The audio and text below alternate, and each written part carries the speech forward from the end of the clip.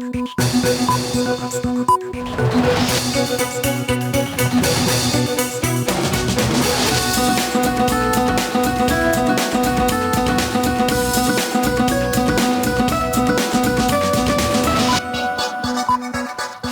স্বাগত মাছরাঙা সংবাদে। আপনাদের সঙ্গে আছি আমি সুমাইয়া সাজ্জাদ। ফরিদপুরের ভাঙ্গা উপজেলাকে বিভক্ত করে আলগী ও হামিরদী ইউনিয়নকে ফরিদপুর ২ সংসদীয় আসনে অন্তর্ভুক্ত করার প্রতিবাদে ২ মহাসড়ক অবরোধ করে বিক্ষোভ করছেন স্থানীয়রা। সকাল ৯টার পর থেকে ঢাকা বরিশাল মহাসড়কের পুকুরিয়া ও হামিরদী বাসস্ট্যান্ড এলাকায় এবং ঢাকা খুলনা মহাসড়কের সোয়াদি ও আলগী বাসস্ট্যান্ড এলাকায় একযোগে সড়ক অবরোধ করে স্থানীয়রা। অবরোধের কারণে ২ মহাসড়কে যান চলাচল সম্পূর্ণ বন্ধ হয়ে যায়। এতে দূরপাল্লার বাস ও পণ্যবাহী ট্রাকগুলো আটকে পড়ে এবং সাধারণ যাত্রীরা চরম ভোগান্তিতে পড়েছেন। পরিস্থিতি নিয়ন্ত্রণের চেষ্টা করছে পুলিশ সদস্যরা, তবে এখনও মহাসড়ক ছাড়েনি অবরোধকারীরা। কক্সবাজারের বাকখালীর অবৈধ দখল উচ্ছেদের ৫ম দিনে নুনিয়াছড়া এলাকায় উচ্ছেদ অভিযান বন্ধের দাবিতে শত শত মানুষ সড়ক অবরোধ করেছে।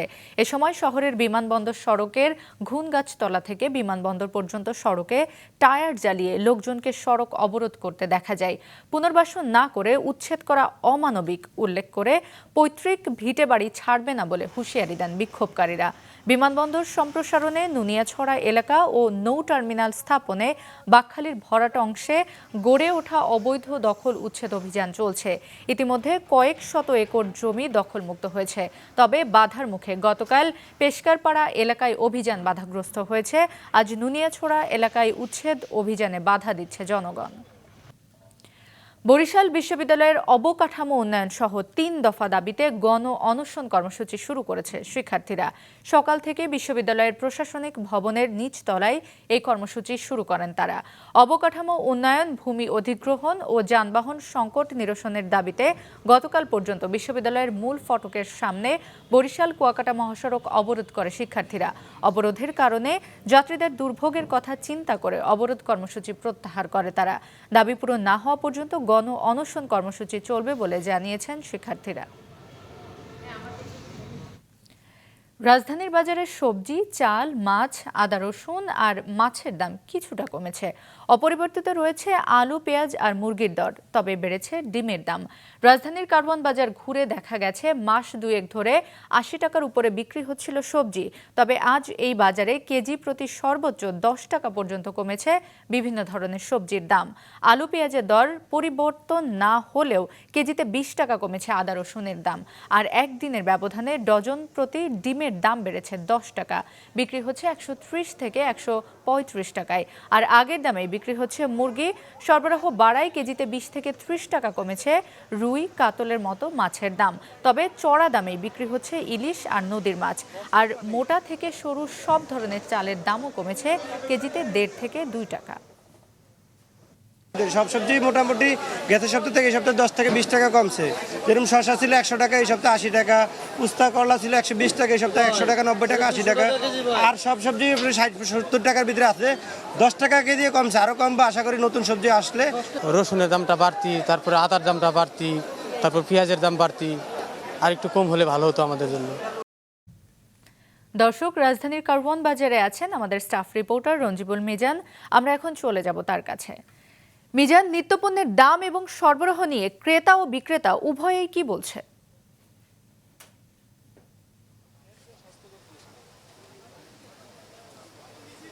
সুমাইয়া, আপনি যেমনটা বলছিলেন যে বাজারে এই সপ্তাহে গত সপ্তাহের তুলনায় কিছু পণ্যের দাম কিছুটা কমেছে, তবে এই দাম যেটি কমেছে এটি খুব বেশি কমেনি, সামান্য কমেছে, 10 থেকে 20 টাকার মতো কমেছে কেজিতে। কিন্তু কিছুদিন আগে থেকেই কিন্তু এই পণ্যগুলো চড়া দামে বিক্রি হচ্ছে, যার কারণে ক্রেতারা কিন্তু এখনও অস্বস্তিতেই রয়েছে এবং তেমনটি জানিয়েছিলেন ক্রেতারা। তাদের সঙ্গে কথা বলেছি, তারা বলছেন যে যতটুকু কমেছে তারা সেটিতে সন্তুষ্ট নয়, মূলত দামটা এখনও চড়া দামেই বিক্রি হচ্ছে।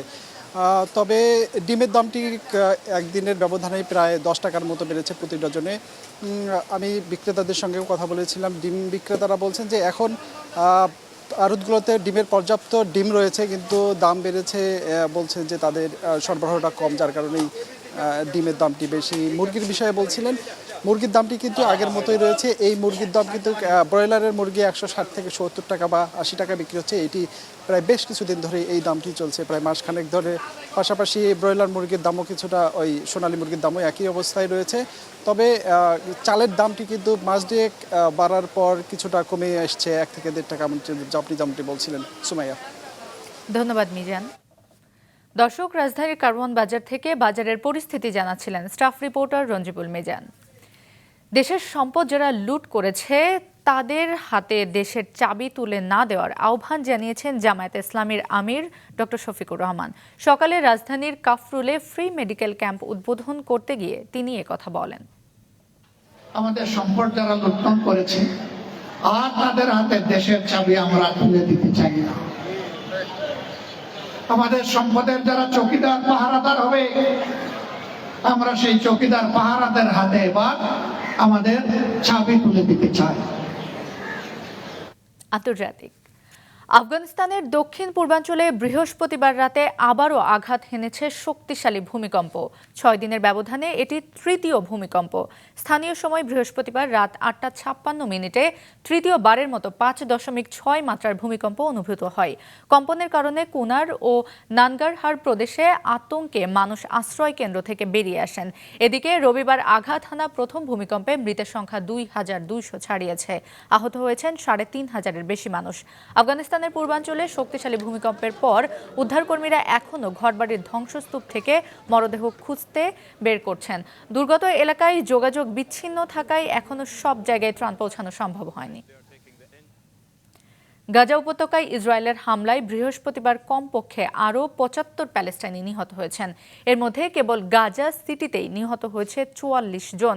গাজা সিটির জেইতুন, সাবরা, তুফা, নাসর ও সুজাইয়া এলাকায় ভয়াবহ বোমাবর্ষণের খবর পাওয়া গেছে। এক বিবৃতিতে গাজার স্বাস্থ্য মন্ত্রণালয় জানিয়েছে, গাজায় ইসরায়েলি হামলায় নিহত প্যালেস্টাইনিদের অন্তত 30% শিশু। ইসরায়েলি সেনাদের তথ্য অনুযায়ী তারা এখন গাজা সিটির 40% নিয়ন্ত্রণে নিয়েছে এবং আগামী দিনগুলোতে অভিযান আরও জোরদার করবে। এদিকে Al Haq Palestinian centre for human rights PCHR এবং Al Mizan centre for human rights নামে 3টি প্যালেস্টাইনি অধিকার গোষ্ঠীকে নিজেদের নিষেধাজ্ঞা তালিকায় যুক্ত করেছে যুক্তরাষ্ট্র। খেলার খবর। বিশ্বকাপ বাছাইয়ে মেসির জোড়া গোলে দুর্দান্ত জয় পেয়েছে আর্জেন্টিনা। ঘরের মাঠে ভেনেজুয়েলাকে 3-0 গোলে হারিয়েছে তারা। একই ব্যবধানে চিলিকে হারিয়েছে ব্রাজিল। আর্জেন্টিনার মাঠে নিজের শেষ আন্তর্জাতিক ম্যাচে নামলেন লিওনেল মেসি। স্তাদিও মনুমেন্টালের গ্যালারি কানায় কানায় পরিপূর্ণ। ফুটবলের খুদে জাদুকর মেসির পায়ের জাদু দেখার প্রত্যাশা। ম্যাচের শুরু থেকে আলবিসেলেস্তাদের একচেটি আক্রমণ, তবে গোলের জন্য অপেক্ষা করতে হয় 39 মিনিট পর্যন্ত।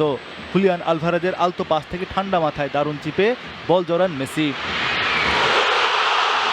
74 মিনিটে হুলিয়ান আলভারেজের বদলি হিসাবে মাঠে নামেন লাউতারো মার্টিনেজ। 2 মিনিট পরে হেডে গোল করলেন এই ফরওয়ার্ড।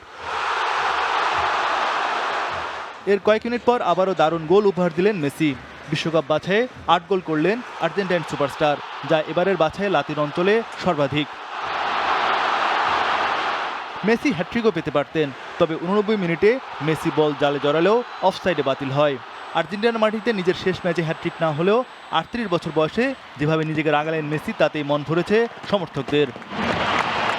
এদিকে রিও ডি জেনিরোর ঐতিহ্যবাহী মারাকানায় চিলির বিপক্ষে মাঠে নামে 5 বারে বিশ্ব চ্যাম্পিয়ন ব্রাজিল। নেইমার, ভিনিসিয়াস, রদ্রিগোকে ছাড়াই ব্রাজিল কেমন খেলে তার অপেক্ষায় ছিল ফুটবল ভক্তরা। ম্যাচে 65% বল দখলে ছিল সেলেসাওদের। গোলের জন্য ব্রাজিলকে অপেক্ষা করতে হয় 38 মিনিট পর্যন্ত। চেলসির উদীয়মান স্ট্রাইকার এস্তেভাও উইলিয়ান দুর্দান্ত বাইসাইকেল কিক থেকে স্কোরশিটে নাম লেখান। বিরতির পর লুইস হেনরিককে মাঠে নামানোর পর আক্রমণ আরও বেড়ে যায় ব্রাজিলের। 72 মিনিটে হেনরিকের অ্যাসিস্ট থেকে দ্বিতীয় গোল করেন পাকেতা, আর গিমারায়েসের গোলেও ছিল হেনরিকের অবদান। এ জয়ে 17 ম্যাচে 28 পয়েন্ট নিয়ে টেবিলের 2-এ উঠেছে সেলেসাওরা। নজরুল ইসলাম, মাছরাঙা, নিউজ ডেস্ক। এই ছিল এখনকার মতো। ফেসবুকে আপডেট পেতে ভিজিট করুন মাছরাঙা টেলিভিশনের পেজে। ইউটিউব চ্যানেলেও দেখতে পারেন আমাদের সংবাদ, প্রতিবেদন এবং অনুষ্ঠান। আমাদের পরবর্তী সংবাদ দুপুর 2টায় দেখার আমন্ত্রণ রইল।